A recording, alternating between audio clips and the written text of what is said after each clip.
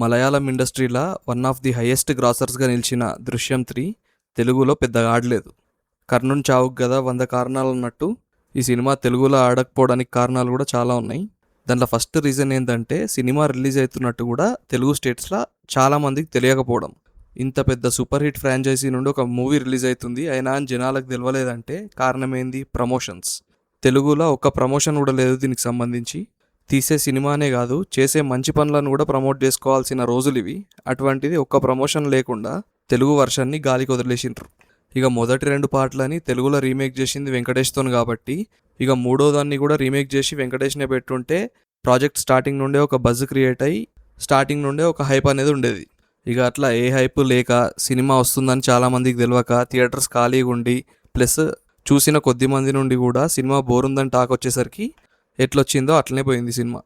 ఇప్పుడు ఇది theatrical run complete చేసుకొని ఓటీటీలో అమెజాన్ ప్రైమ్లో రిలీజ్ అయింది వారం కింద. ఇక ఆల్రెడీ మూవీ బాగాలేదు, బోర్ ఉంది అని టాకినోడితోని జీరో ఎక్స్పెక్టేషన్స్తో చూసిన సినిమా.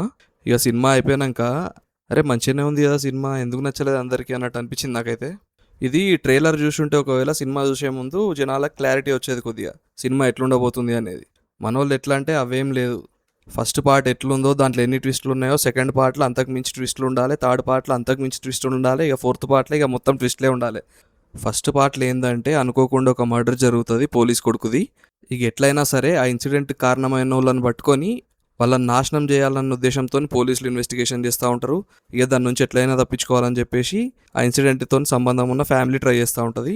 అట్లా ఒక క్యాట్ అండ్ మౌస్ ఫైట్ లాగా కంప్లీట్ థ్రిల్లింగ్ ఎక్స్పీరియన్స్ ఇస్తుంది ఫస్ట్ పార్ట్. ఇక సెకండ్ అండ్ థర్డ్ పార్ట్స్ ఎట్లుంటాయి, ఇక స్ట్రైట్గా పోతే పని అయితే లేదు, ఒక ట్రాప్ సెట్ చేద్దామని మెల్లగా పోలీసులు వెనక గోతులు తవ్వుతూ ఉంటారు.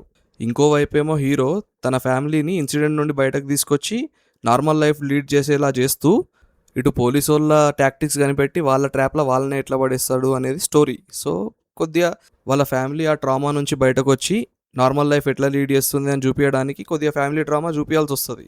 ఫస్ట్ పార్ట్లోనేమో హీరో కంప్లీట్గా పోలీసులను బురిడి కొట్టిస్తాడు. సెకండ్ పార్ట్లోనేమో పోలీసులు ట్రాప్ సెట్ చేస్తే తెలివిగా ఒక స్టెప్ ముందుండి దాన్ని తిప్పి కొడతాడు.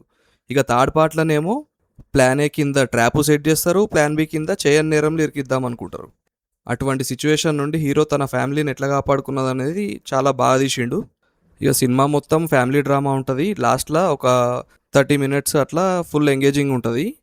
ఇక లాస్ట్లో అప్పటిదాకా అనుకోకుండా జరిగినా సరే మన వల్ల అవతలి ఫ్యామిలీకి తీరని నష్టం జరిగిందని గిల్ట్తోనున్న హీరోని అవతలోడొచ్చి ఇది ఇక్కడితో అయిపోయింది అనుకోకు, నేను నీ వెంట పడుతూనే ఉంటా అని గెలుపుతాడు. కథం ఇంకేం గిల్ట్, ఇప్పటిదాకా నీ మీద రెస్పెక్ట్ ఉండేది, ఇప్పటి నుంచి నా ఫ్యామిలీ జోలికి వస్తే చంపేస్తా అని మాస్ వార్నింగ్ ఇస్తాడు హీరో. మళ్ళీ లాస్ట్లో ఎండ్ క్రెడిట్స్లో ఫోర్త్ పార్ట్ కంటిన్యూషన్కి ఒక హింట్ ఇస్తారు. సో దీన్ని బట్టి అర్థం చేసుకోవాల్సింది ఏంటంటే ఫోర్త్ పార్ట్ నెక్స్ట్ లెవెల్ ఉండబోతుంది. హీరో మాస్ వార్నింగ్ ఇకపై నా ఫ్యామిలీ జోలికి వస్తే చంపేస్తా అంటాడు కదా, ఆ mass warning plus fourth sequel hint. So ఇంకేందిగా ఫోర్త్ పార్ట్ మళ్ళీ ఫస్ట్ పార్ట్కి మ్యాచ్ అయ్యేటట్టు ఉండబోతుంది. రైట్ గైస్, ఇది దృశ్యం 3 మీద నా ఒపీనియన్. చూడండి, మస్ట్ వాచ్. నాకైతే చాలా బాగా నచ్చింది మూవీ. కొద్దిగా ఫ్యామిలీ డ్రామా ఉంటుంది, మొత్తం థ్రిల్లింగ్ మూమెంట్స్ ఉంటాయి అనే ఎక్స్పెక్టేషన్తో చూస్తే మాత్రం నచ్చది. Right guys, thank you for watching the వీడియోకి లైక్ చేయండి, వీలైతే ఛానల్కి సబ్స్క్రైబ్ చేసుకోవడానికి ట్రై చేయండి.